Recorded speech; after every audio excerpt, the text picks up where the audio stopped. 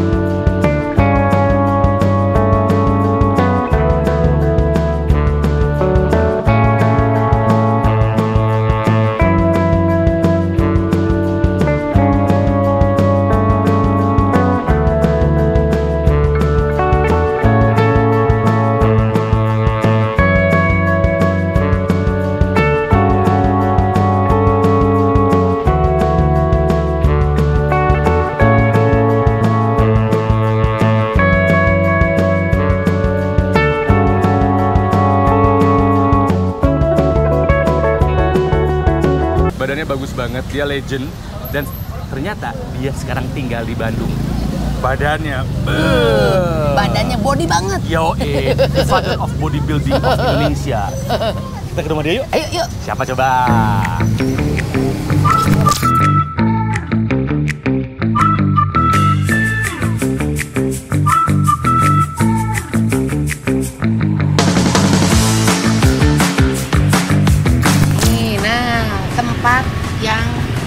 Orangnya mau ngajarin kita soal kesehatan. Healthy body? Yes, we can. Waduh. Ray Fitness. Yang punya Obama. Langsung deh. Ray Fitness kira-kira punya siapa? Keren tapi. Halo. Orang Bandung ya Mas. Terima kasih udah datang. Iya. Thank you. Kayak nggak di Bandung. Iya, kayak di Bali kan Kayak dia di orang mana? juga. Dari luar aja kayaknya rasanya Bali ya. Betul. Iya. Boleh ke dalam nggak? Ayo silahkan. So, Mas Adi Ayo, duluan. ayo silahkan. Silahkan teman-teman. Makin Suksma. Oh, lihat. Lucu. Keseringan dia satu tangan manggil terus. Mika neki-nekonya gede sendiri. Nggak simetris. Wow. Emang sengaja settingnya dibikin kayak Bali gitu Mas Adi? Iya, jadi saya sebenarnya bukan karena settingan Bali, tapi lebih kepada ketika elemen besi itu kan terlalu keras di gym itu. Jadi kalau dia ketemu metal lagi itu bukan terjadi sebuah harmonisasi gitu. Makanya kenapa saya Kayu. combine kayu, batu sebagai representasi alam. Terus saya taruh air di mana-mana, banyak air, sama juga tentunya udara ya. Jadi 5 elemen itu dia jadi ngeblend jadi satu. Ya karena kan biasanya tempat itu rata-rata tuh ya udah ruangan tertutup, besi-besi. Iya, iya. Bersyukurnya di sini jadi nggak pakai AC karena kan di Bandung ya. Iya, open airnya. Betul, kalau misalnya tempat kita itu yang bagus sebenarnya jangan pakai AC biar lebih cepat. Sebenarnya bukan masalah bagus pakai AC atau tidak, tapi lebih kepada supaya biar sejuk aja jadi udaranya nyaman. Kalau tempatnya terlalu panas, makanya AC jadi hadir supaya bisa biar menyejukkan. Biar nyaman gitu. juga. Tapi udah sejuk nanti jadi kedinginan. Iya, alhamdulillahnya di Bandung jadi nggak terlalu banyak harus pakai AC. Betul. Ada udara masuk. Iya, betul sekali. Iya. Pemandangannya juga indah. Indah, iya. Ini ada di daerah Karangsari, daerah Jalan Setiabudi, sekitar Setiabudi atau Sukajadi. Sukajadi. Iya. Itu di antaranya. Betul. Kalau Rai Fitnessnya sendiri cuma ada di Bandung atau ada di mana lagi? Ya, di Bandung ada, di Bali ada, Oh. di Jakarta juga ada, di Samarinda juga. Iya. Di mana-mana. Iya. Mas, Pengen punya ini orang-orang. kalau kita ngobrol di mana enaknya? Kita ngobrol di mana? Kita di luar aja ya. Boleh. Biar outdoor santai jadi bisa Kita sambil ngobrol relax. sama Mas Ade karena Ronald dan saya punya pengakuan dosa. Maaf nih Mas Ade, kita datang ke sini mau minta pengakuan dosa dulu. Kayak pengakuan dosa. Habis Ronald tuh Apa tadi. yang ngajakin siapa makan di sana? Ya kan katanya kalau ke Bandung tidak boleh lewat namanya kulinernya. Makanya tadi sebelum sini kita habis sarapan dulu di Sarapannya makan gede, Mas Ade bohong. warung nasi Bu Imas. Tapi saya makannya setengah. Nasi setengah bakul. Ayam setengah ekor. Babat setengah, usus setengah. Wah, tapi nggak setengah sehat. pohon. Jadi tadi kita makannya enak, tapi makan jorok. Iya. Dan tanda kutip. Mas Ade masih minyak kemana-mana gitu. Mas Ade masih makan kayak begituan nggak sih kayak babat, iso? Jadi Usus sebenarnya kita tuh kalau kita bicara kuliner Nusantara kan kita mau menikmati. Iya. Nah jadi sebenarnya mirip kalau istilahnya orang bilang katanya cheating itu kan mirip kayak shopping. Nah, jadi kita punya toleransi terhadap shopping atau terhadap cheating itu tergantung daripada memang kita punya pola hidup dalam hal misalnya kalau kita hemat biasa kebanyakan saving, Iya. nabung, berarti kita punya toleransi buat Shopping. shoppingnya lebih tinggi. Iya. Nah, nabung di sini berarti kalau kita bicara cheating dalam hal makanan, berarti nabungnya kita pola hidup sehat. Makanya kenapa olahraga, ngatur pola makan. Jadi kadang-kadang kita paling seneng memang nyalahin makanannya. Tapi Padahal yang pada salah kita hanya ya. Ya, jadi kalau kelebihan terutama. Iya. Tapi Mas Ade masih makan yang kayak begitu nggak? Maksudnya kan Saya mesti pasti hidup. menikmati semua makanan seperti misalnya kayak es krim, kayak coklat, kayak es doger, kayak bakmi Linggar Jati, gitu. Oh, sama es alpukatnya nggak tuh? Sama es alpukatnya, sama es Shanghai-nya gitu. Saya menikmati. Ya, tapi Tapi olahraganya dia kompensasinya banyak. ada ya. Masalahnya kalau kita makannya banyak, olahraganya nggak ada. Sorry, jangan kita, lu doang. Semua berawal dari niat. Niatnya nggak ada. Niatnya banyak. Nah, kenapa kita ngedatengin Mas Ade di Bandung? Karena sekarang Mas Ade di Bandung, kita baru tahu ya, Nang. Udah 14 tahun padahal. Iya, udah lama. 14 tahun di Kenapa Bandung. memilih Bandung Mas Ade sebagai tempat untuk usaha Rai Fitness ini? Nggak Tinggal stay di Bandung lagi sih. sekarang kan? Iya, udah nggak sengaja aja. Dulu memang awal mula dari Rai Fitness itu tahun 2009 kebetulan memang kayak store kita pertama itu adanya di Bandung gitu. Oh, Makanya jadi bukan yang di Jakarta? Di Jakarta dulu ada namanya lain lagi, namanya Klub Aderai. Oh, Klub Aderai. Dulu ada Gold's Gym juga kan. Jadi cuma Private Fitness kebetulan memang dibangunnya di Bandung. Iya. Oh, Kan Ya, oke. betul. Aderai I Gusti Agung Rai. Agung Rai. Orang Bali, Orang udah Bali. Kenapa buka usaha di Bandung? Karena tidak sengaja. Ya, karena suka Bandung juga sih. Memang Suka dulu juga sempat pernah kuliah di Bandung juga. Pacarnya kan. orang sini pasti. Dulu. Enggak juga. Dulu enggak juga, Oh, Bang. enggak juga. Dulu mana ditaksir seorang Aderai, dipanggilnya juga si Cungkring kan? Iya. Iya, betul. Tinggi Nggak ada yang mau. 184, berat cuma 55. Si Cungkring, emang bener dulu parah, kurus gitu. Iya kurus, tapi sih sebenarnya kurus tapi berotot sih ya sebenarnya. Karena kan memang dari umur 4-5 tahun saya kan udah jadi atlet kan. Atlet apa? Dari bela diri, terus saya bulu tangkis kan. Dari umur 8 sampai 15 tahun saya jadi mewakili DKI waktu itu ya. Wow, ternyata hebat Di Jarum, prestasinya. saya anak Jarum. Oh, PB Anak Jarum. Cuman katanya dulu berhenti dari olahraga bulu tangkis karena raket sering bolong. Boleh kenceng, bolong ganti. Orang mah ganti kok, ini mah ganti raket ya gitu ya. Tepatnya tidak naik kelas. Oh, enggak naik kelas. Oh, karena ada tingkatannya kalau itu juga di sana. Ya enggak sih, dulu jadi keinginan mau jadi atlet, tapi sekolahnya gagal, jadi atletnya Yang gagal. sekolahnya Jadi yang dua-duanya gagal. gagal. Gitu. Dua-duanya gagal, jadi akhirnya berhenti dua-duanya. Oh, jadi sekolah nggak bener, atlet nggak bener juga Iya, gitu. jadi akhirnya mesti pilih kan, jadi akhirnya pilih sekolah lah. Jadi istilahnya kalau orang Sunda bilang not here, not there. Iya, Iya. teka ditu, teka dieu. Kayak kejar dua-duanya Nadir, gitu. noder. Nah, terus akhirnya sampai memutuskan kayaknya gue mesti jadi seorang bodybuilder. Nah, Itu di usia berapa triggernya apa switch-nya? tuh? Nggak ada juga memutuskan mau Mas, jadi. kok nggak ada? Ya kan karena waktu itu karena akhirnya jadi punya waktu luang karena berhenti badminton kan jadi atlet kan dulu kan memang benar-benar kan mungkin dalam tanda kutip profesional atlet kan dari kecil. Nah tapi setelah berhenti badminton akhirnya udahan, akhirnya punya waktu yang begitu banyak luang. Nah waktu luang itulah nah kebetulan diisi dengan senang fitness tapi Emang kebetulan senang dulu niatan fitnessnya juga lebih karena bukan karena mau punya badan gede tapi lebih keinginan mau menang di meja panco makanya. Sebentar, emang dulu apa? Ada kompetisi? Iya, saya juara nasional panco dulu sebelum saya jadi juara nasional binaraga. Jadi saya atlet panco dulu. Jadi itu Mas Ade itu adalah seorang atlet segala bisa. Bela diri iya, Bulu badminton tangkis iya, panco juga. Sebentar, panco itu Panco ada tahun- kompetisinya? Iya. Sampai sekarang? Sampai sekarang dong ada. Iya. Saya juara nasional.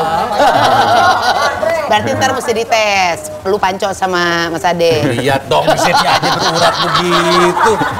Panco. Karena kalau soal panco, gue inget banget dulu ada filmnya Sylvester Stallone. Over the Betul. top. Over the top. Panco gitu ya. Betul, Terinspirasi dari situ juga jangan-jangan? Iya, iya betul dari situ. Oke. Dari situ betul. Dulu panconya Heeh. nasional. Nasional, iya. Ada kelas-kelasnya nggak? Kelas Ada apa? kelas, saya kelas bebas bahkan. Dulu pada berat saya cuma 75 waktu itu, 70 lah 75 pas lagi baru mulai binaraga. Tapi saya ikut di kelas bebas jadi Lawan musuhnya siapa aja 100 gitu ya? kilo berapa. Iya. Itu makanya waktu dulu salah satu yang temenin saya si Abdel sampai saya lupa juga. Si Abdel? Iya, dia kan teman kuliah saya kan di UI kan. Iya. Iya. Waktu kemarin saya diundang dia ingetin saya lagi, makanya saya jadi inget. Oh iya bener ya. Oh jadi memang gitu ya, hidup tuh ada pilihan. Cing Abdel itu tidak mendalami olahraga makanya kelihatan tua. Coba deh dibandingin Iya, bener. sama Mas Ade. Kelihatan kayak, sama lu aja kelihatan seumuran Mas Ade. Seumuran. Karena kalau Mas Ade berteman dengan alat gym, Abdel berteman dengan Mamah Dedeh gitu ya. Bedanya di situ aja. Tapi dua-duanya bagus. Yang Bagus. satu buat kesehatan jasmani, Betul, satu buat fisik, rohani. spiritual gitu Jiwa ya. dan raga. Bener. Sama aja. Dari panco Sehat. akhirnya memutuskan jadi seorang binaraga. Bodybuilder. Bodybuilder. Kan dulu di Indonesia juga nggak terkenal amat Dulu gitu. aduh, aku inget ada namanya Levi Rumbewas. Betul. Ya. Iya. Masih Itu sempat bapaknya ketemu- Lisa? Bapaknya Lisa? Iya, bapaknya Masih sempat Lisa. ketemu Mas Ade? Saya nggak jarang ketemu, tapi Pak Levi ada di Papua sekarang jadi pendeta. Oh. Oke, tapi apa pemicunya?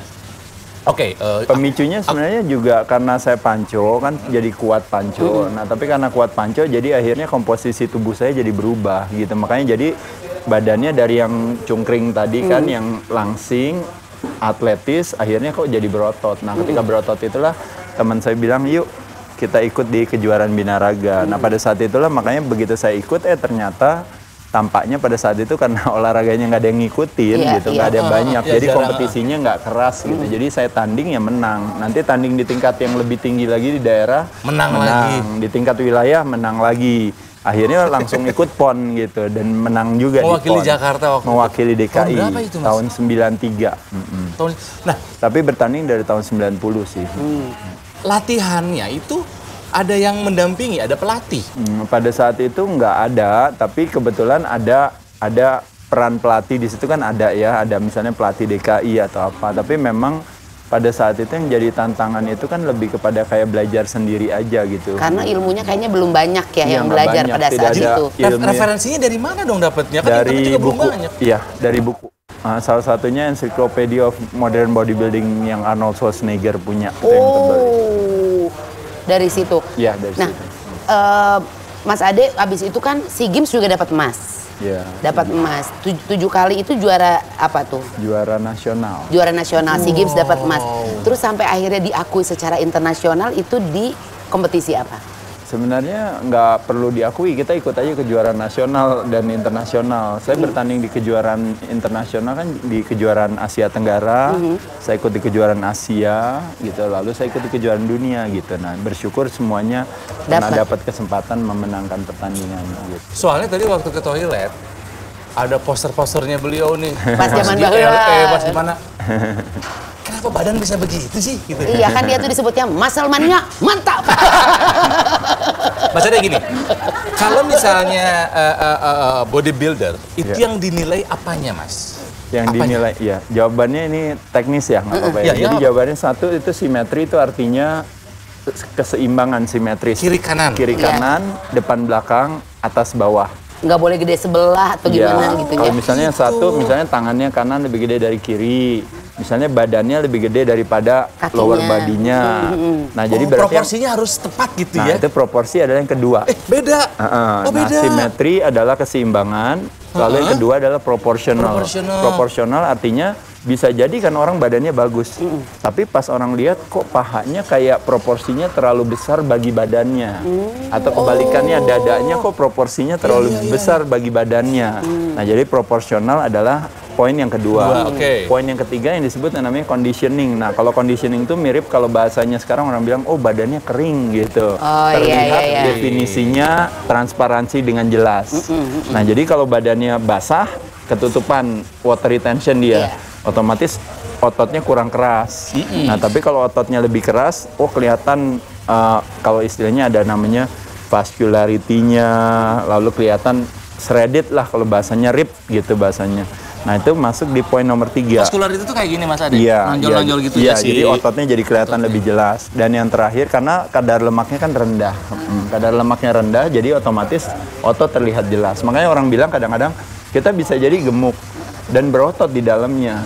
Cuma tidak terlihat. Misalnya kayak Bro Ronald misalnya, ini kelihatannya kayak gini kan, dia punya six pack di dalamnya, cuma nggak kelihatan gitu ya. Karena saya nggak mau sombong. Iya, jadi dia tuh jadi bukan enggak, jadi six pack-nya ada di dalam, tapi tertutup gitu. Kalau perempuan tuh bisa six pack nggak sih? Iya, iya semuanya sama, semuanya sama. Jadi cuma kan masalahnya. Sekarang aku two pack soalnya, two pack sakur. Tupek syukur. Iya. Bersyukur. Dan yang terakhir yaitu adalah poinnya disebut namanya presentasi. Jadi presentasi itu waktu pakai kita PowerPoint. Enggak dong. ya menggunakan tubuhnya sebagai media untuk mengekspresikan karya seninya. Nah, jadi makanya kenapa ada posing. Posingnya itu bukan bergaya-gayaan, tapi itu ada yang disebut yang namanya 7 mandatory posing. 7 pose mandatory wajib. Nah, yang harus dilakukan dari 7 itu menggambarkan berbagai sudut kita. Dari depan itu namanya front double bicep, front lat spread. Dari samping ada namanya side tricep, side chest. Lalu dari belakang ada back double bicep, back lat spread gitu. Dan yang terus kasih lihat perutnya namanya abdominals and thighs, sama most muscular. Nah, jadi kewajiban menjalankan pose itu, nah nanti akan dinilai karena badannya bagus, kitanya tidak bisa presentasikan kebagusan kita, nilainya pasti akan kurang. Nah, jadi makanya kenapa kalau di bodybuilding bukan masalah siapa yang badannya paling gede atau badannya paling tinggi atau badannya paling apa, tapi lebih kepada siapa yang memiliki semua keseimbangan tersebut gitu. Susah ternyata ya Nal ya. Di Indonesia yang ngidolain Mas Ade mah banyak banget. Mas Ade sendiri siapa itunya figur yang ini jagoan gue nih gitu? Jagoan, iya. Idolanya lah. Idolanya gitu. Iya, kalau di bodybuilding sih nggak banyak sih saya, karena bodybuilding problemnya adalah bodybuilder give bodybuilding a bad name. 90% bodybuilder itu are on drugs kan, steroids dan sebagainya. Nah, sedangkan saya kan alirannya natural gitu. Nah, jadi ketika saya mau mencari figur natural yang itu tuh susah banget nyarinya, ya mungkin kalau di ujung-ujungnya mungkin bisa zaman dulu ada namanya Steve Reeves gitu misalnya. Ya itu oke gitu. Tapi zaman sekarang itu hampir mostly bodybuilder, termasuk juga mungkin Arnold eranya terus ke bawah, kan semuanya are on drugs kan. Nah jadi bagi saya ya saya nggak terlalu punya panutan kalau di dunia binaraga gitu. Tapi kalau panutan saya lebih kepada role model di dunia keolahragaan. Misalnya Muhammad Ali gitu, misalnya Bruce Lee gitu, misalnya mungkin bahkan teman saya sendiri misalnya Susi Susanti gitu misalnya. Nah jadi menurut saya lebih bangga dengan mereka gitu. Sebentar Mas, berarti praktek drugs, steroid dalam bodybuilding memang biasa banget. Semua tahu. Iya, jadi problemnya masalahnya nggak ada drug test, itu aja problemnya. Makanya kenapa bodybuilding nggak pernah ada di Olimpiade gitu. Iya. Ini ironi kalau kata saya, Mas. Betul. Untuk hidup sehat menggunakan cara yang tidak baik. Betul, itu dia makanya. Justru di situ yang kayak saya bilang tadi, itu sesuatu yang keunikan. Ketika dulu founding fathers daripada bodybuilding itu kan selalu bilang, muscularity is supposedly go hand in hand with vitality and health. Jadi orang berotot itu harusnya sinergis sejalan dengan yang namanya kesehatan dan vitalitas. Tapi yang terjadi hari ini malah dia menghalalkan segala cara. Yang penting itu adalah visualnya, bukannya daripada kualitasnya. Padahal di sana ada berbagai term-term yang sebenarnya kita bisa lakukan di Indonesia, kayak namanya mensana in corpore sano, badannya sehat tuh cerminan daripada perilaku yang baik. Gitu ya kan. Dan juga bahkan di Indonesia jamu direpresent sebagai otot merepresent jamu misalnya. Nah karena jamu itu adalah kayak herbal, kekayaan sumber daya alam kita, itu direpresent sama si otot gitu. Nah otot itu sebenarnya kalau boleh jujur tuh kalau kita lakukan dengan baik dan benar, dia itu adalah dashboard daripada kesehatan. Karena kalau dashboardnya, kayak mobil itu dashboardnya itu sebenarnya otot. Kenapa? Karena kalau kita mau bilang, saya mau tahu misalnya Mbak jantungnya sehat, saya nggak bisa lihat. Saya mau tahu misalnya tulangnya kuat, saya nggak bisa lihat. Gitu. Tapi ketika kita mau melihat metabolisme kita kuat itu biasanya semua terrepresent daripada si ototnya. Makanya kenapa skeletal muscle itu kan adalah is the largest organ di badan kita. 80%. 60%-an. Nah dia itu biasanya represent daripada kalau ototnya kencang dan sehat, biasanya cenderung tulangnya pasti kuat. Karena otot dikencangkan yang terangsang kekuatannya tulang. Nah kalau tulangnya kuat biasanya geraknya normal, makanya lemaknya biasanya rendah. Nah ketika lemaknya rendah adalah representasi daripada gambaran berbagai penyakit metabolik sindroma yang menjadi klaim BPJS Kesehatan ini, itu tuh berkurang. Tapi kenapa klaim BPJS itu tinggi dengan adanya tekanan darahnya problem, gula darahnya problem, kolesterolnya problem, perlu pengencer darah dan sebagainya. Itu pasti larinya lagi karena ternyata dia kadar lemaknya tinggi. Nah kadar lemak kenapa tinggi? Karena ternyata geraknya kurang. Kenapa geraknya kurang? Akhirnya begitu diinvestigasi lagi karena tulangnya sakit. Kenapa tulangnya sakit? Karena ototnya berkurang. Makanya kenapa disebut yang namanya osteo, permasalahan tulang, disebabkan karena sarkopenia, permasalahan otot, sehingga terjadi permasalahan obesity. Makanya osteopenia, sarkopenia, obesity. Masalah kita semua masyarakat di Indonesia yang umurnya di atas 30 tahun gitu. Jadi megang-megang perut kenapa? Saya kan udah tahu. Nah, saya tuh dulu tuh masuknya udah nggak obesitas lagi, Mas Ade. Aku udah di tahap morbid. Jadi obesitas kan jadi ada normal, ada level, gemuk, obesitas 1, obesitas 2, sampai ke morbid. Morbid itu yang besar gitu. Tapi sekarang gemoy di mana gemoy? Gemoy itu di bawahnya. Di atas normal sedikit, nah itu gemoy. Ya. Aku gak gemuk, aku gemoy. Tapi sekarang alhamdulillah Mas Ade, aku udah walaupun belum sampai ke normal, tapi aku udah turun ke obesitas 1, tapi masih obesitas gitu. Oke, yang gue tahu Mas Ade ini sangat peduli soal obesitas di orang-orang Indonesia. Nah, kenapa makin banyak sekarang Mas Ade? Yang diperhatikan oleh Mas Ade apa? Kesalahan apa? Gaya hidup kita kah? Budaya kah? Habit kah? Atau apa? Ya, jadi obesitas itu sebenarnya akibat. Dia bukan penyebab gitu. Oke. Jadi obesitas adalah akibat. Nah, kenapa terjadinya obesitas itu kan terjadinya yang namanya deposito, ini bukan uang tapi deposito dalam bentuk energi, yaitu yang ada di sel lemak. Gitu. Jadi deposito energi yang ada di sel lemak. Nah, itu yang disebut dengan namanya karena kebanyakan, jadi akhirnya dimaknai sebagai obes. Nah, kenapa bisa terjadi deposito sebanyak itu di sana? Karena permasalahannya kalau kita investigasi, apa yang kita masukin ke dalam mulut kita, makronutrisi itu ada karbohidrat, protein, dan lemak. Nah, itu paling banyak kita makan, itu paling banyak karbohidrat. Oh, karbohidrat. Pasti karbohidrat, karena kita nggak jauh-jauh dari nasi, tepung terigu, dan turunannya. Betul.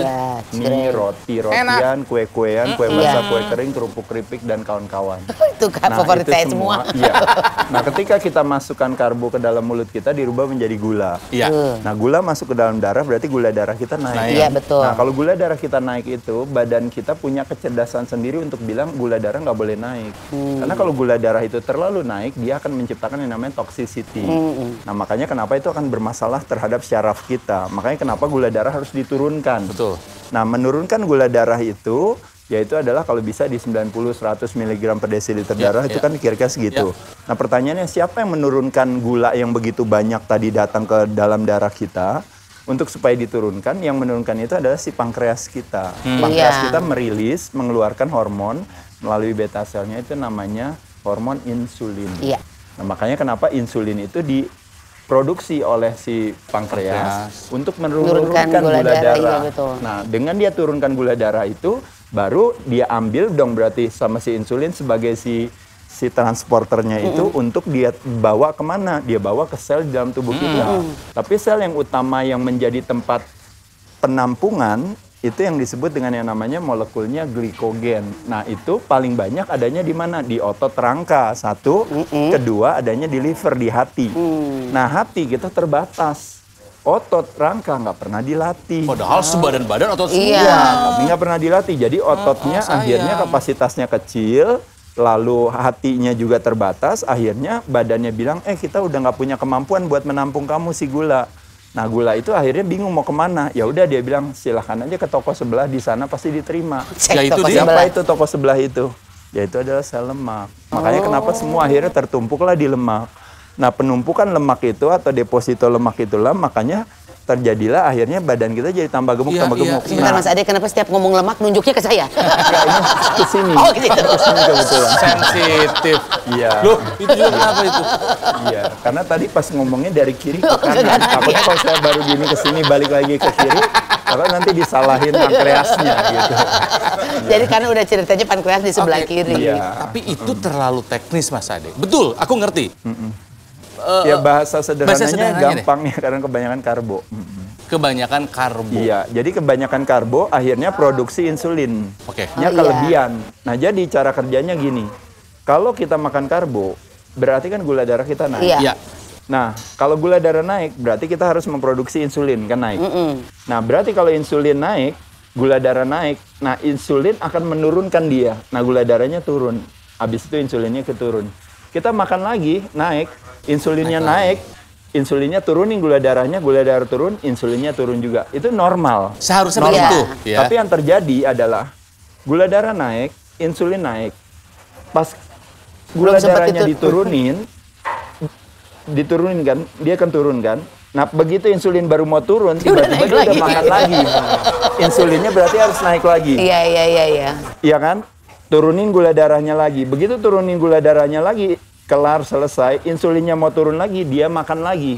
Nah, terakhirnya si insulin ini akhirnya ngambek ya? Bukan ngambek, dia memproduksinya jadi kebanyakan. Nah, kebanyakan itu namanya hiper. Nah, jadi hyperinsulinemia itu adalah produksi insulin yang berlebihan. Jadi akhirnya yang harus terjadi. Nah, sekarang orang bilang, ya nggak apa-apa dong, kan bagus badan produksi insulin. Bagus, cuma masalahnya begitu insulinnya udah banyak dan kepengen masuk ke sel, selnya bilang, saya menolak kamu. Karena waktu kamu datang sekali, saya terima.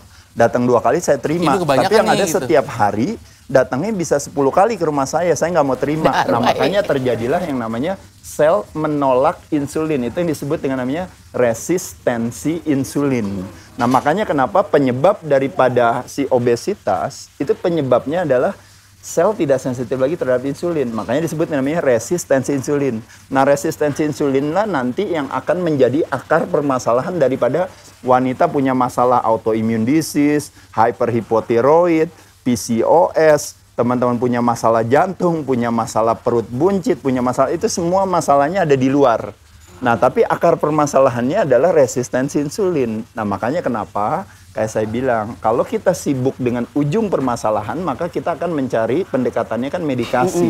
Jadi ketika tekanan darah gitu ya, harus diturunin, gula darah harus diturunin, apalagi kolesterol harus diturunin, semuanya harus diturunin. Kita menyelesaikan ujung permasalahannya. Tapi awalnya, hulunya nggak diberesin. Akar permasalahannya tidak diselesaikan. Salah nggak menyelesaikan ujung permasalahannya? Nggak salah. Kenapa? Karena itulah gunanya medikasi adalah menekan gejala itu. Jangan sampai kita kenapa-napa. Makanya obat berperan di sana. Tapi sebenarnya sesungguhnya daripada alasan kenapa kita berobat, itu sebenarnya itu ada satu pesan di balik itu, yaitu dia bilang gini, Mbak, kalau boleh, begitu Mbak udah makan obat dan kan sekarang tenang, rasanya enakan kan dengan habis makan obat, berarti kita diberikan nafas atau diberikan angin untuk saatnya saya merubah perilaku saya. Ke situ mikirnya. Gitu.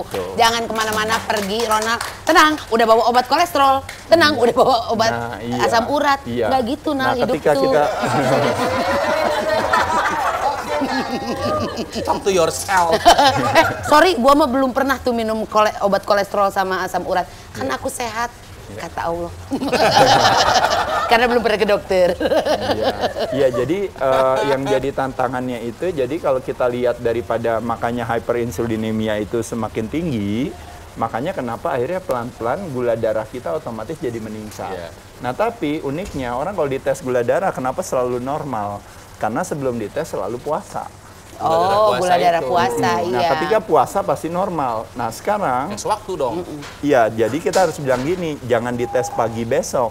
Kita mau tahu gula darahnya, misalnya Bro Ronald harus dalam waktu 100 hari terakhir ini, itu kira-kira berapa gula darahnya. Nah, itu yang disebut dengan yang namanya HgA1c, itu hemoglobin dari kata H-nya itu sebenarnya adalah sel darah merah, itu ada gula yang nyangkut di sana. Nah, jadi dengan tes itu, kita bisa lihat bahwa masa bodoh mau kita pun puasa, kita akan bisa lihat HgA1c-nya, 100 harinya itu ternyata gimana. Nah, kebanyakan dari kita harusnya di bawah sekitar hitungannya 5,3% lah, 5,3. Tapi kebanyakan dari kita ternyata 5 ke atas. Nah, kalau udah lewat dari 6,5, udah masuk 7, udah masuk 8, berarti kita sudah tahu kita sudah masuk di dalam pre-diabetes atau sudah masuk di kategori diabetes. Nah, tapi good news-nya, ini good news-nya, yaitu adalah di Indonesia, itu kalau si pre-diabetes itu dia ikut pilkada, dia akan memenangkan suaranya. Gimana? Ya, karena 60% daripada masyarakat di Indonesia pre-diabetes. Berarti banyak dong, Mas Ade. Ya, karena itu tadi ya, kan Indonesia itu. Tapi dia nggak sadar, betul. Itu masalahnya. Karena kan orang diabetes Indonesia. Orang Indonesia itu memang punya kecenderungan lebih senang sama yang namanya itu tadi nasi, tepung dan segala macamnya. Sebenarnya bukannya nggak boleh kan, balik lagi. Kita mau ada namanya demonize atau kita nyalahin nasi sebagai penjahat. Tapi padahal sebenarnya bukan nasi yang penjahatnya. Yang penjahatnya itu bukan sepatu bagus atau tas bagus atau baju bagus yang mahal di mall. Tapi kemampuan kita gak punya toleransi untuk bisa belanja. Itu dia gitu. Jadi mikir gini nggak? Hidup sehat ribet, susah. Ada anggapannya gitu loh, Mas. Ya, susah hidup sehat. Nyari duit lebih susah lagi. Ya, tapi kita jalanin. Kenapa? Karena kecerdasan kita kan keuangan tinggi. Uang itu selalu punya yang namanya sense of urgency. Jadi ketika kita nggak punya uang, tiba-tiba cicilan motor tidak terbayar. Anak tiba-tiba tidak bisa kita bayar sekolah. Listrik bahkan mati langsung. Karena kita punya kecerdasan akan keuangan, kita bilang, oh nggak mau, saya jangan sampai kekurangan uang. Nah, uniknya dalam hal sehat itu tidak menarik selagi masih kita miliki. Baru menjadi begitu menarik pada saat dia pergi dari kita. Makanya sehat tidak punya urgensi. Iya. Sehat itu murah, yang mahal itu sakit kan begitu kan ya? Sehat bukan hanya murah, gratis. Betul. Dikasih sama Tuhan. Iya, tapi uniknya kita justru malah underestimate karya Tuhan. Ini yang terjadi hari ini. Kita sudah berbuat zolim sama diri kita sendiri kalau kita tidak hidup sehat dulu ya Mas ya? Betul, kayak sekarang misalnya kita lebih sibuk mengagungkan kehebatan penyakit daripada mengagungkan kehebatan tubuh sendiri. Wah, ini keren nih, keren. Jadi kayak contohnya, makanya kenapa kita pikir saya hanya akan bisa sehat dengan cara mencari keluar. Makanya kenapa di situ ada kuratif, makanya kenapa di situ ada berbayar, biaya mahal dan susah. Makanya kenapa di situ ada warisan ketergantungan. Nah, padahal sesungguhnya sehat bisa dicari ke dalam. Dengan cara apa pendekatannya? Dengan cara perubahan perilaku. Oke. Nah, yang doable, yang kita bisa lakukan setiap hari. Dari mulai makan, ada olahraga, 3 jawabannya. Yang simpelnya apa? Iya, solusi gerak. Jawabannya. Solusi gerak. Ya. Seperti apa solusi gerak? 1 gerak badan, 2 gerak mulut, 3 gerak napas. Itu jawaban daripada sehat. Oke, gerak badan seperti apa? Gerak badan itu olahraga badan itu. Ya, olahraga kita sebut sebagai yang namanya gerak badan. Gerak badan terbagi atas 2. Terutama kalau kita ngomongin otot di badan kita ada 2 lah. Sebenarnya ada banyak otot, tapi anggap aja 2 yang kita bisa latih. Satu adalah yang namanya otot jantung, makanya cardiovascular exercise. Makanya kenapa orang bilang jalan kaki, naik sepeda atau olahraga gerak, kita selalu ngomongin itu otot jantung. Tapi ada satu otot yang lainnya lagi yang disebut namanya otot rangka. Jadi ototnya dikencangkan, rangkanya kuat, itu yang sebenarnya ototnya yang paling banyak gitu. Otot jantung adalah otot yang penting. Tapi tidak sebanyak otot rangka. Tidak sebanyak otot rangka. Otot rangka itu harus dengan gimnastik atau gimana? Iya, otot rangka itu dengan melakukan pengencangan otot rangka tadi. Bisa menggunakan beban diri sendiri, badan, bisa dengan menggunakan alat bantu, maupun juga bisa dengan apa aja gitu. Badan itu biasanya pakai pilates, yoga, seperti itu. Itu kan penamaan yang gampang aja. Misalnya kita senderan aja di tembok, sambil nggak usah pakai kursi, misalnya Mbak, senderan tahan di gitu kan ya? Ini nih. Iya. Ini kuat nggak ya? Iya, kuat Mbak. Ya, nah ya gitu. Nah, ini namanya wall sit gitu ya. Jadi kita duduk tapi senderan di dinding. Ya kan? Nah, tapi pada saat itu terjadi yang namanya statik kontraksi. Betul. Karena kontraksinya adanya di paha kita. Betul. Nah, paha kita otot yang paling banyak. Nah, otot kita uniknya, nah ini uniknya. Ketika Mbak tadi kencengin ototnya, berarti sedang ngelakuin apa? Sedang membakar apa hari ini? Sedang membakar gula. Saya udah boleh berdiri nggak nih? Ya, sedang membakar gula kitanya. Langsung pegal. Nah, ketika kita membakar gula, nah uniknya waktu kita bakar gula, berarti kan loh kok bisa bakar gula waktu kita kencengin otot kita. Nah, sekarang kita balikin lagi. Investigasi klaim BPJS Kesehatan di sini dan berbagai penyakit metabolisme itu disebabkan karena resistensi insulin. Tapi kalau kita otot dikencangkan, kita meningkatkan sensitivitas insulin. Makanya otot bilang gini, pankreas, kamu nggak perlu produksi insulin. Saya aja yang ngambil gula itu tadi. Jadi makanya ketika tadi Mbak barusan habis melakukan wall sit, kan agak gemeteran. Ototnya bilang gini, begitu tadi barusan habis makan somai, makan bakso, kan dia kan tadinya udah menuju ke lemak dia. Begitu dia mau menuju ke lemak dibantu sama si insulin, tiba-tiba si otot kan dilatih. Ototnya bilang gini, insulin kamu nggak usah produksi. Berarti nggak ada si transporternya itu, si Gojek, Gosen itu nggak dikirim. Nah, begitu nggak dikirim, tapi kan gulanya kan ada di pembuluh darah, katanya kan bahaya. Kata otot enggak bahaya. Saya yang tarik. Saya yang tarik. Yang sedot saya ya. Saya yang sedot. Makanya dia jadi blood sugar sucker. Blood sugar magic in my teeth. Oke, tadi gerak badan, gerak mulut. Iya, gerak badan, jadi itu dan cardio exercise. Cardio exercise berarti teman-teman, buat jantung. Teman-teman bisa lakukan istilahnya di outdoor, di indoor dengan alat bantu maupun yang terorganisir. Misalnya senam-senam, aerobik dan sebagainya. Ya, bisa high impact, low impact. Nah, lalu yang kedua yaitu adalah yang disebut solusi gerak mulut. Nah, gerak mulut itu terbagi atas 4. Wow. Itu namanya sumber penyajian, sumber 1, 2 penyajian, 3 jadwal, 4 jumlah. Oh, nah, ini yang makan ya, solusi makan. Iya, tapi ini kan kita ngomongin ribet. Nah, yang 1, 2, dan 4 itu ribet. Jadi sumber pasti ribet. Kenapa? Karena ini boleh, ini nggak boleh, ini boleh, nggak boleh. 2, penyajian ribet juga. Ini boleh, ini nggak boleh. Tapi penyajian agak gampang lah. Misalnya, udah deh kalau bisa goreng-gorengan enggak. Misalnya, yang lainnya rebus, kukus apa masih lebih gampang dikit. Tapi ada keribetan di sana. Kalori, jumlah itu kalori restriction. Itu ribet juga, karena kita ngitung ini apa. Nah, jadi makanya kenapa 1, 2, dan 4 ini saya nggak terlalu ngajarin di awal pada saat saya ngajarin orang diet. saya selalu ngajarinnya cuma satu di yang nomor 3, yaitu disebut dengan jadwal.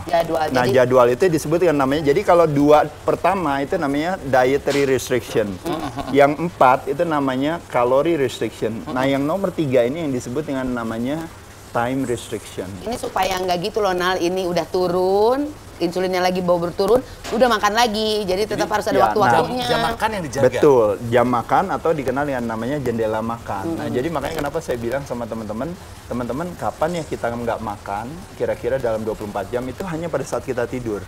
Itu berarti cuma 6-8 jam. Begitu kita melek, itu cenderung kita makan. Kita selalu bilang kita makan 3 kali sehari. Tapi kalau kita investigasi, kita makan 9-12 kali.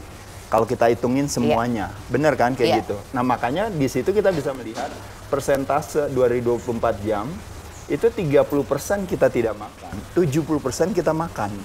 Jadi kalau kita bayangin 30% dari 100% adalah penghasilan kita, lalu bayangin kalau seandainya 70%-nya itu kita habisin buat keperluan atau membayar dan sebagainya, itu nggak cukup uangnya gitu. Nah, makanya kenapa kita kalah di sana. Makanya kenapa saya bilang mau nggak? Kalau seandainya, kalau 30 lawan 70 udah pasti kalah. Terusin aja maintain perilaku ini, kita cuma end up-nya nanti kita udah tahu, prematur kematian. Nah, makanya kenapa 50% aja saya bilang. Nah, gimana caranya 50%? Terakhir makan jam 8 berarti boleh makannya paling cepat jam 8 pagi. Itu yang paling simpel lah ya? Terakhir makan jam 9. Gitu. Iya. Kenapa nggak bisa? Kenapa pasti bisa? Karena balik lagi saya bilang, ke satu, caranya gampang. Hanya membuat jendela tidak makan kita, atau jendela makan kita yang tadinya makan, sekarang gini kalau orang tanya, kita makan 18 jam, itu makannya hancur. Parah? Parah. Lalu saya bilang, sekali waktu, tiba-tiba Mbak rubah jendela makan saya jadi 8 jam. Tapi makannya masih hancur. Sekarang pertanyaan saya, makan hancur 18 jam sama makan hancur 8 jam, bagusan mana? Yang 8 jam. Udah, berarti ada kemajuan kita di sana pasti. Jadi jangan kan macem-macem ngomongin soal nggak boleh ini, nggak boleh itu. Cukup aja jendelanya aja. Nah, jadi dengan kayak gitu kita sudah mengurangi. Itu makanya yang disebut namanya tipping first. Jadi kita tip first sama badan kita untuk jadi dapat semangat kita. Gue masih makan sembarangan, gue masih apa, belum olahraga, belum ngapa-ngapain. Tapi memang di 12 jam itu saya nggak makan. Nah, di 12 jam dia nggak makan, itu ternyata dia mendapatkan kemajuan. Nah, lebih hebatnya lagi kenapa puasa ini selalu berhasil kalau di Indonesia. Karena kaum muslimin dan muslimat terpapar dengan yang namanya ibadah puasa di bulan Ramadan. Nah, makanya kenapa dia bisa berpuasa 12-14 jam. Bahkan yang lebih hebatnya lagi dari kaum muslimin dan muslimah adalah apa? Kalau kita tanya mereka, di minggu ketiga, minggu keempat, banyak dari mereka yang kadang-kadang nggak sahur. Dan dia tetap puasa. Dan nggak kenapa-napa.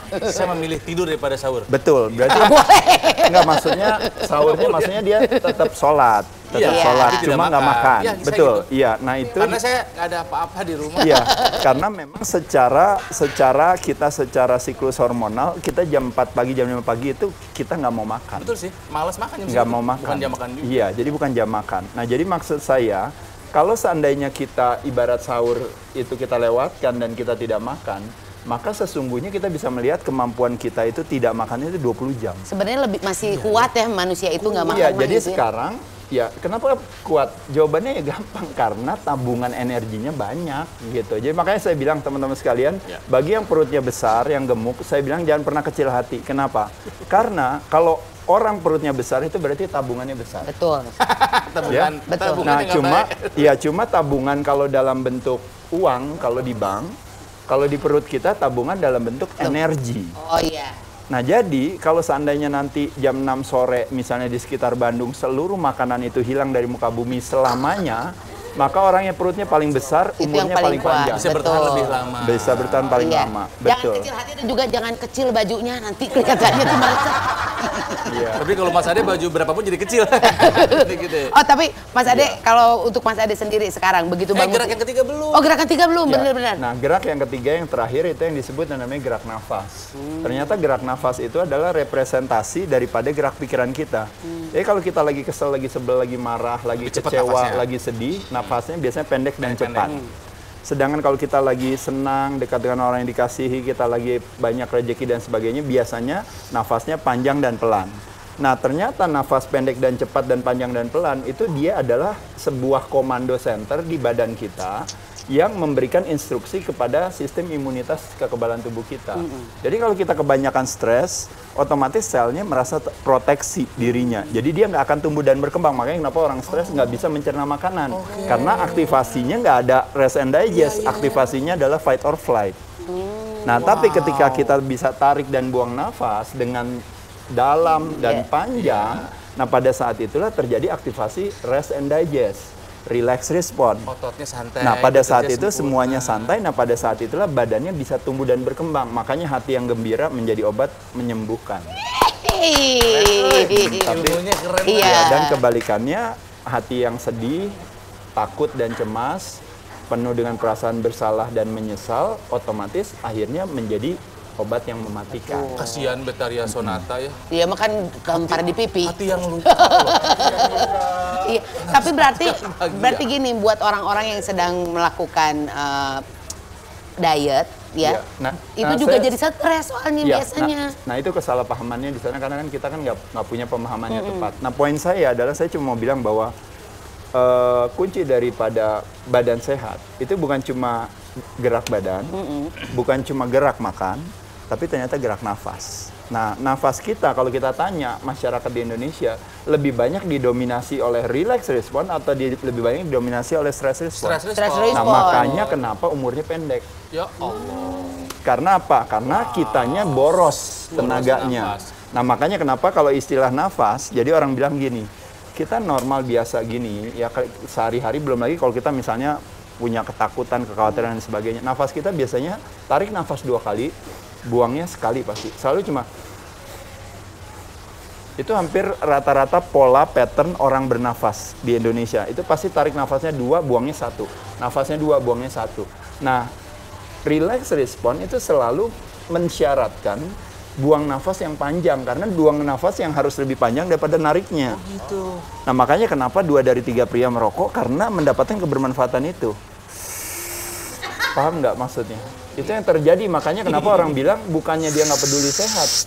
Karena ada menghisapnya itu ya? Karena ada manfaat daripada merokok, makanya kenapa dia melakukan, karena dia mengaktifasi relax response itu. Makanya kenapa orang senang merokok setelah makan, itu benar-benar mengoptimalkan digestnya. Oh, pantes. Makanya kenapa saya bilang buat teman-teman yang merokok, lanjutin aja ngerokok nggak apa-apa. Nggak. Bohong nih. Di tempat parkir aja nggak boleh merokok di sini. Endingnya ini nggak mungkin. Endingnya nggak mungkin, cuma gitu doang ngomongnya. Ya nggak cuma gitu, bener. Emang boleh ngerokok nggak masalah, cuma tipsnya cuma satu, tolong apinya jangan nyalain itu doang. Bagaimana dong? Ya nggak masalah kan, poinnya kan adalah pattern itulah ternyata kalau kita mau investigasi, ternyata benar ketika kita mau belajar untuk menarik nafas lebih dalam dan akhirnya keluar lebih panjang, ternyata itu adalah sebuah strategi yang menyehatkan kita karena kita mengaktifasi yang namanya parasympathetic nervous system.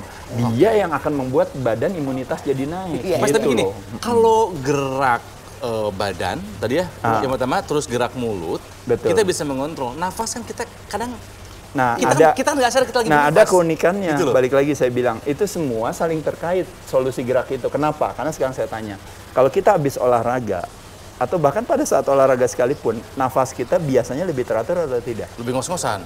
Awalnya ngos-ngosan. Olahraga itu stress by design namanya. Oh iya. Ya betul ya. Puasa itu stress by design. Jadi kalau stress by design, nggak ada masalah karena ada akhirnya. Masuk sauna stres nggak? Stres lah. Stres karena panas. Tapi begitu keluar gimana rasanya? Relax. Itu yang disebut namanya rebound parasympathetic. Gitu. Nah, ketika kita olahraga, stres nggak? Stres, tapi badannya bilang apa? Nggak apa-apa bro. Nanti habis olahraga kita kan dikasih stres nih. Ayo kita harus lebih kuat lagi karena nanti besok mau dikasih stres lagi. Jadi gara-gara olahraga otomatis makanya kenapa ototnya jadi tambah kuat, jadi kencang, badannya jadi daya tahan tubuhnya jadi meningkat karena dia dikasih stres, jadi dia diajarin untuk jadi lebih kuat. Dan pada saat stres itu sudah mulai terbiasa, si nafas pun jadi lebih teratur kita bisa, gitu ya Mas ya? Iya, makanya kenapa dengan kita belajar dengan aktivitas olahraga itu salah satunya itu kita terexposure dengan yang namanya stres. Makanya kenapa kita punya ada yang namanya hot therapy, ada cold therapy itu jadi pada saat kita berhadapan nanti dengan real stress dalam hal ini yaitu adalah emotional stress itu tadi, kita bisa punya ketenangan itu karena kita pay attention terhadap nafas kita gitu.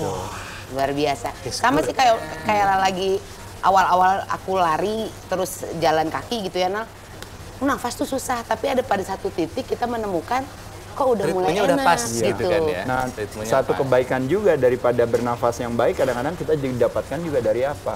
Dalam mengaji, berzikir, puji-pujian, dalam hal bermantram, termasuk juga dalam hal berkesenian. Gitu. Nafas kita juga otomatis teratur. Ya karena kalau misalnya kita belajar agama, kita pasti belajar nafas sebetulnya. Betul.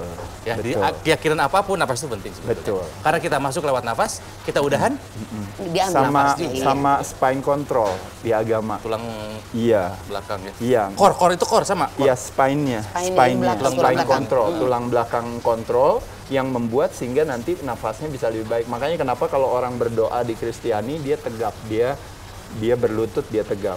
Kalau di Hindu dan Buddha dia bersila. Kalau di Islam udah jelas dia bersolat. Iya. Gitu. Jadi itu semua is all about spine control. Jadi spine. Jadi Mas Ade mah dari mana-mana udah dipelajari dari agama juga, dari jadi healthy itu body mind and soul ya Mas ya, bukan hanya body aja ya. Karena dari katanya bahasa Inggrisnya sehat apa? Health. Dari akar kata health adalah whole. Nah, jadi menyeluruh. Bukan whole lubang. Jadi berlubang. Whole please. Oke. Nah, Mas Ade kita kan udah ngobrol gitu ya. Kita tuh sebenarnya pengen ngetes kekuatan Ronald. Nah, kita kenapa jadi gue? Ya, lu bisa nggak sekuat Mas Ade tuh? Udah ditungguin sama Barbel. Hah? Mau main panco? Oh, mau main panco katanya. Boleh. Mas Ade lawan kita berdua. Nah, dia ngelawanin yang 100 kilo aja dia jabanin waktu dia masih 75 itu kan kilo. Dulu, dia kan udah lama nggak panco. Mas Ade tapi sekarang dengan tinggi 184 ya? Sekarang beratnya berapa? Saya beratnya 90. 90. Farid beratnya berapa? 120. Sebenarnya beratnya nggak penting, yang lebih penting itu sebenarnya komposisi tubuh. Jadi komposisi tubuh salah satunya yaitu adalah bagaimana caranya otot kita bisa tidak turun, tapi lemak kita yang turun. Nah, lihat nih kayak saya tuh ini komposisinya bagus nih. Gue buka jaket ya, boleh, biar ketahuan badannya ya. Rotizen, saatnya sebelum kita menutup obrolan kita dengan Mas Ade. Mas Ade kan dulu juara panco katanya ya. Ronald katanya mau nantangin Mas Ade buat juara panco. Sebagai juara panco. Lihatin dong. Aduh. Nah, lu ada juga bekas ini kures, bekas suntik. Mas gimana Mas ini? Lumayan. Lumayan apa? Lumayan kecil. Oke, kita lihat ya.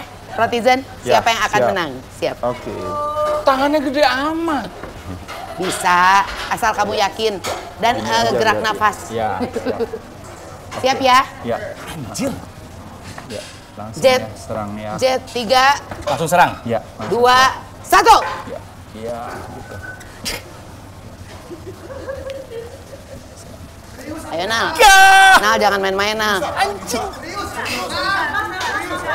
Gak gerak sama sekali. Dan mukanya Mas Ade gak berubah. Ayo, 2 tangan serius. Tuh, 2, 3.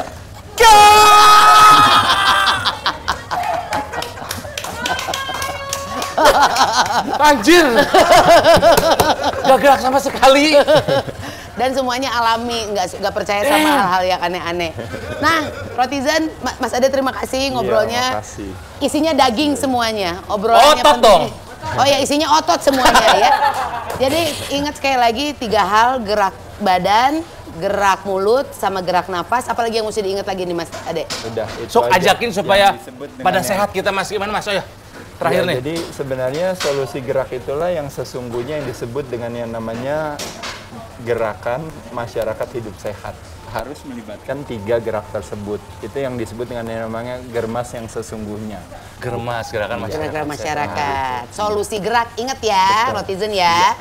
Kalau geraknya party gitu gimana? Itu kardio juga. Kardio juga Betul, iya. boleh. Tapi kan lebih tidak terarah. Ya. Dan Boleh, itu dia boleh asal sih gitu. Asal gitu. Dan juga merokok nggak apa-apa boleh. Dia pada nggak gerak ya. Betul, merokok boleh asal tidak dinyalain, bagus. Ya, tapi yang tadi kan juga bagus juga, kita baru habis panco, barusan kan Ronald kan langsung Itu kan berarti kan langsung satu meningkatkan sensitivitas insulin. Kedua bakar gula. Ketiga nanti ke depannya ini setelah ini kan udah selesai ini ada yang namanya after effect setelah kita melakukan ini gitu. Itu juga otomatis jadi lebih mengoptimalkan lagi terjadinya pembakaran lemak itu sendiri. Dan yang lebih hebatnya lagi adalah kalau kita rajin terus kayak gini ya, mengencangkan otot kita punya tempat pembuangan sampah terbesar gula di badan kita. Itu otot kita itu ya. Jadi Ronald dengan Panco tadi kamu seminggu lah nggak usah kalau olahraga. Habis gini, kalau gini kan tenaganya turun kan. Nah ketika kita langsung tutup dengan kardio, dia langsung pakai lemak sebagai sumber tenaga. Iya. Langsung kardio sih deh. Iya. Luar biasa. Mas Ade, hatur nuhun sekali lagi. Makasih. Sukses dengan Ray Fitness-nya di Bandung. Netizen kalau suka sama tayangan ini jangan lupa like, comment, and subscribe. Nggak usah so. Tangannya juga sakit. Nah, ini desain aku. Warnanya biru, ada bunganya dan ada tulisan kepo. Kalau aku warnanya hitam, ada tulisan believe live. Pengen dapetin? Ini adalah kolaborasi antara kami, Roti TV dan juga Swepo. Gampang, tinggal klik link deskripsi.